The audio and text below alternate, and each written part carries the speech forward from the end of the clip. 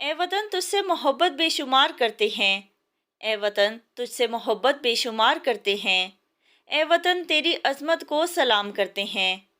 جناب صدر، معزز اساتذہ کرام اور میرے ہم مکتب ساتھیوں، السلام علیکم۔ آج میری تقریر کا موضوع ہے یوم آزادی پاکستان۔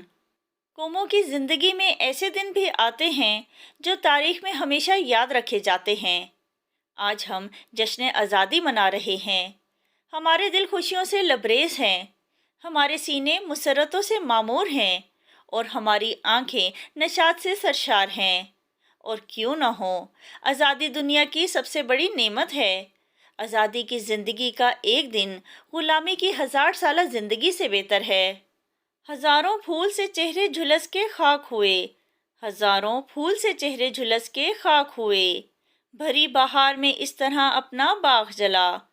ملی نہیں ہے ہمیں عرض پاک تحفے میں، ملی نہیں ہے ہمیں عرض پاک تحفے میں، جو لاکھوں دیپ بجھے تو یہ چراغ جلا۔ 14 اگست 1947 کو پاکستان مارز وجود میں آیا۔ وہ مہینہ رمضان المبارک کا اور رات لیلۃ القدر کی تھی، جب مسلمانوں کو یہ خوشخبری نصیب ہوئی۔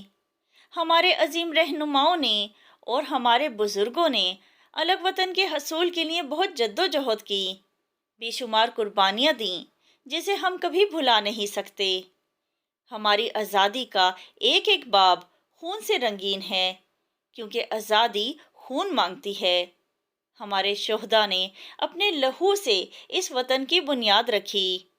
دل سے نکلے گی نہ مر کر بھی وطن کی الفت، دل سے نکلے گی نہ مر کر بھی وطن کی الفت، میری مٹی سے خوشبو وفا کی آئے گی۔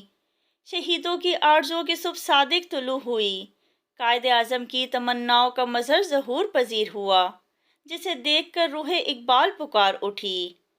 عام حریت کا جو دیکھا تھا خواب اسلام نے، عام حریت کا جو دیکھا تھا خواب اسلام نے، اے مسلمان آج تو اس خواب کی تعبیر دیکھ۔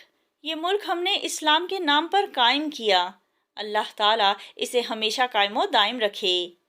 یا اللہ یہ خطہ زمین منسوب ہے تیرے نام سے، یا اللہ یہ خطہ زمین منسوب ہے تیرے نام سے، دے اس کو رحمتیں اور بے شمار دے، اسے دنیا میں اتنی عزت و وقار عطا فرما جس کی کہیں مثال نہ ملے۔